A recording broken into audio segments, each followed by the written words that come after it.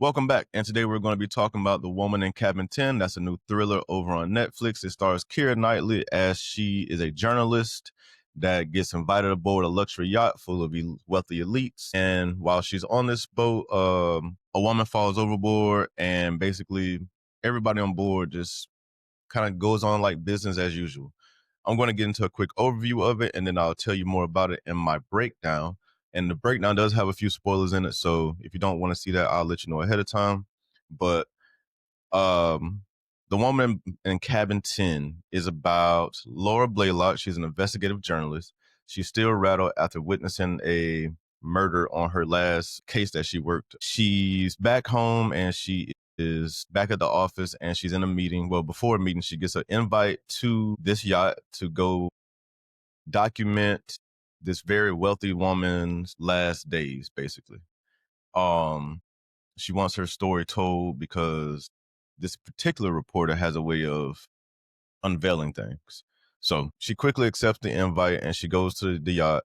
The movie jumps pretty much into it after that point, and she meets some of the elites. She also meets her ex Ben, and while there, eventually somebody falls overboard. She runs into a woman prior to this, so she knows it's the person that's in the cabin next to her. So she goes and reports it, and they search, and they eventually come back and tell her that there's nobody assigned to cabin 10. And they're quick to say assigned, but not in. And I thought that was kind of funny. I picked up on that word choice. But there was nobody in cabin 10, and basically then we go down this rabbit hole of who done it, if anybody did it, and if somebody did do it, who could have been that threw this woman in the water. There are a bunch of code, and on top of those coded messages, we have warnings. We see physical evidence that appears and disappears. And this is all going to take us to basically our ending, where we finally unveil the truth behind everything that happened on board the yacht. And that is the spoiler free review of it. And I hope you enjoyed that. And now I'm going to get into my breakdown, where it's going to be somewhat spoilerish, but I'm not going to give too many spoilers because I want everybody to go check this out. But it's basically my breakdown of some of the main events of the film. It'll really help you understand it a little bit more, and hopefully it makes you a little bit interested to go check it out. But basically, like I said, the movie opens with Laura. She's back at her office, and she is recovering from her mental trauma from her past story. She gets she gets invited to this yacht, so she takes on the assignment to go cover the Anne Lingstad. Upon arriving at the yacht, she sees her ex Ben and some other wealthy elites. Well, Ben is a photographer, and he's there to photograph the event for just coverage. They didn't really say for who, but he's there to take photographs. While meeting the influencers and the doctors and everybody else that's on board, obviously she feels a little awkward and out of place, and we get introduced to Anne. Anne actually asked to meet Lo one-on-one, and they go up in the library and they talk for a bit, and she lets her read her speech that she has prepared for this gala event. Basically, in the speech that she's going to give all her money away, and she's going to basically not give her husband anything. At this point, we're back in the cabins, and Laura Lo hears some rumbling sounds in the room next door. She hears a splash, and then there's somebody in the water. She reports it, and they bring the boat about, and they look for this person, but it's eventually unveiled that there's nobody assigned to cabin 10.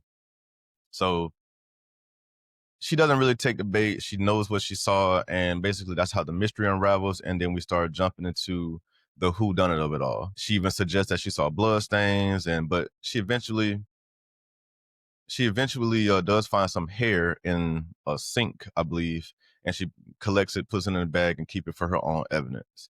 So while she's wrestling with all the paranoia that's going on, because everybody's telling her that there was nobody there. Everybody's kind of moving on like business as usual. So she is wrestling with, maybe I didn't see anything. And her ex Ben, who I really didn't like in this film because he talks too much. He keeps telling all the elites everything that basically she tells him. So he's feeding information in his words, trying to protect her. And maybe he is, maybe he isn't. I'm not really sure about that. But he eventually shows her some photos that he took from an event that he did with the same group. And she sees the woman that she saw in cabin 10 that she believes is thrown overboard. So she takes this photo and shows everybody on the boat, and then, basically everybody denies it. And then it does make a few people, as a viewer, it makes you look at some people a little bit differently, because it's just like, okay, why are you so paranoid? Why are you so angry? It leads further down the rabbit hole of, damn, did this person do it? Could this person have done it? Is it her ex that maybe did it? Because he comes off a little fishy in the story. But eventually she begins to unravel. Somebody even attempts to murder her at one point. And then she learns the truth about everything. And that is when the story basically opens up, and then we start understanding exactly what's going on. So it's revealed that Anne has a doppelganger. Basically, her husband bought or runs some facial recognition thing. So he found somebody who's basically a exact match of his wife Anne, and he, because he doesn't want to lose the fortune that he knows that she's going to give away, he basically invites this woman on board, clones her, shaves her head or whatnot to look exactly like his wife, and the real woman that went overboard is his wife, the real Anne. And they show the scene where he looks kind of like an accident, and she hits her head on the counter. She dies. He throws her overboard, and that's basically how our story began to begin with. And that's the woman that fell overboard. It wasn't the fake Anne; it was the real Anne. So and the fake Anne name is Carrie, by the way.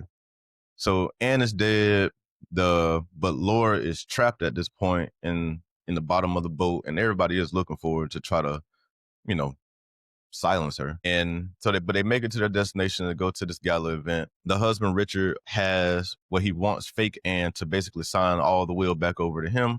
This obviously comes off fishy to some of the lawyers, but Laura jumps off the boat at some point, and she swims to shore, and she finds a shack. Like, all of this is obviously a story, because she jumps off a boat in the icy water. She happens to happen upon a shed that has some dry clothes in it.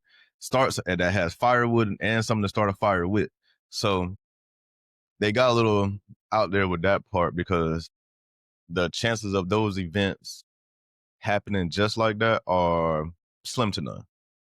And we all know that. But it does add to the story. It's fun. But at the event, Laura basically exposes everything, and then Richard basically unravels, and he tries to kill fake Anne, eventually getting shot in the shoulder by the head of security. He falls, not necessarily to his death, but the police arrive, and at this point Ben has died at this point, R.I.P. Ben. And everything's exposed. And at the end, it basically shows that she wrote a big expose on this, and how she found light in all the darkness and whatnot. And that was basically the end of the movie. And charity that she wanted to donate to all her money to was fully funded with all her money.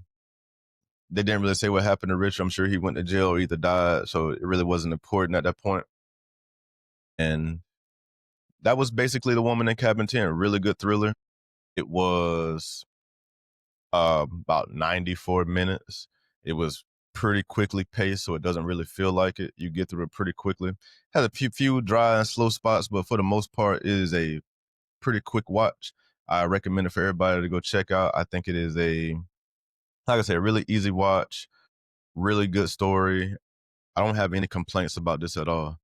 I would give it like a 9 out of 10, 8.5 out of 10 over on Netflix. Obviously, double thumbs up. And with that, the only thing I will say is keep following me for more content. Please remember to like and subscribe. Let me know if you've watched The Woman in Cabin 10. If you have, tell me what you thought about it. And that is it. And I will see you all next time. Thank you for watching, and peace.